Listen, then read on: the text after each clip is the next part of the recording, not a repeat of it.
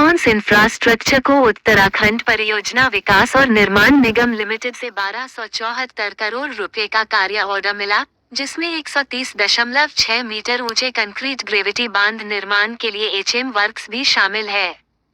AGS ट्रांजेक्ट technologies limited ने 41 Chennai metro स्टेशनों पर Ongo ride instant national common mobility card solution की तैनाती का विस्तार करने की योजना की घोषणा की।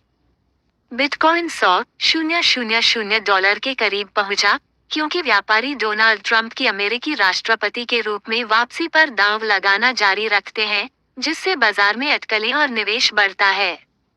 सीएनबीसी के जिम क्रैमर ने भविष्यवाणी की है कि अनुकूल उद्योग नीतियों और नेतृत्व नियुक्तियों के कारण राष्ट्रपति चुनाव डोनाल्ड ट्रंप के तहत तेल और प्राकृतिक गैस स्टॉक में तेजी आएगी। ईजमाइट्रिप ने जबलपुर में अपना पहला फ्रेंचाइजी स्टोर लॉन्च करने की घोषणा की है, जिससे खुदरा उपस्थिति मजबूत हुई और राज्य के भीतर बाजार पहुंच का विस्तार हुआ। फोर्ड ने 2027 तक यूरोप में 4,000 नौकरियों में कटौती की योजना की घोषणा की है। वित्तीय चुनौतियों से निपटने के लिए रणनीतिक पुनर्गठन और दक्षता उपायों का हवाला दिया है। गोदावरी पावर और इस्पात लिमिटेड ने जम्मू पिगमेंट्स लिमिटेड में 49% हिस्सेदारी का पूरी तरह से पतला आधार पर अधिग्रहण पूरा किया, अपने निवेश पोर्टफोलियो का विस्तार किया। गोल्डमैन सैक्स ने नॉर्थवोल्ट निवेश पर $900 मिलियन का झटका लिया, क्योंकि स्वीडिश बैटरी निर्माता ने अध्याय 11 दिवालियापन के लिए फाइल की। अमेरिकी बैंक की होल्डिंग्स को प्रभावित किया। कोटयार्क इंडस्ट्रीज ने ओएमसी को 564 करोड़ रुपए के 48,381 केल बायोडीजल की आपूर्ति के लिए निविदा हासिल की। अक्षय ऊर्जा योगदान में वृद्धि। कोटयार्क इंडस्ट्रीज को तेल विपणन कंपनियों ओएमसी को 564 करोड़ रुपए मूल्य के 48,381 केल बायोडीजल की आपूर्ति के लिए निविदा आवंटित की गई है। यह आवंटन अक्षय ऊर्जा में कंपनी के योगदान को बढ़ाता है। म्यूचुअल फंड ने मंदी के बाजार रुझान और आर्थिक अनिश्चितता के बीच निवेशकों को आकर्षित करने के लिए नए फंड ऑफर और इंडेक्स आधारित निष्क्रिय फंड लॉन्च किए। Reliance naval and engineering limited ने 23 नवंबर 2024 से प्रभावी मुख्य वित्तीय अधिकारी और प्रमुख प्रबंधकीय कार्मिक के रूप में श्री राजेश भारद्वाज को नियुक्त किया।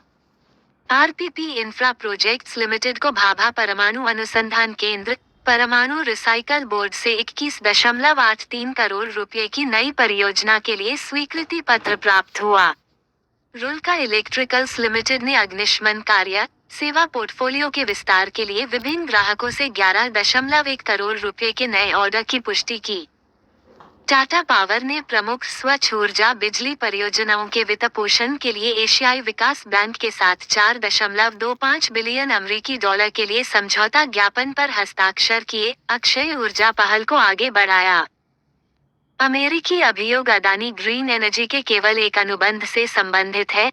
चल रही कानूनी कार्यवाही के बीच अदानी समूह के सीएफओ ने स्पष्ट किया, ऊर्जा चल रही कानूनी कार्यवाही के बीच पारदर्शिता प्रदान करने और निवेशकों का विश्वास बनाए रखने का लक्ष्य रखती है।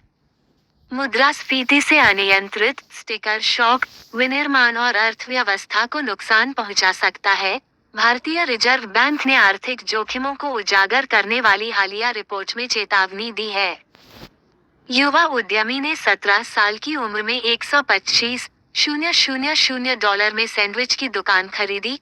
इसका नाम बदलकर जर्सी माइक रख दिया और इसे $8 बिलियन में बेच दिया, जिससे उल्लेखनीय व्यावसायिक सफलता का प्रदर्शन हुआ।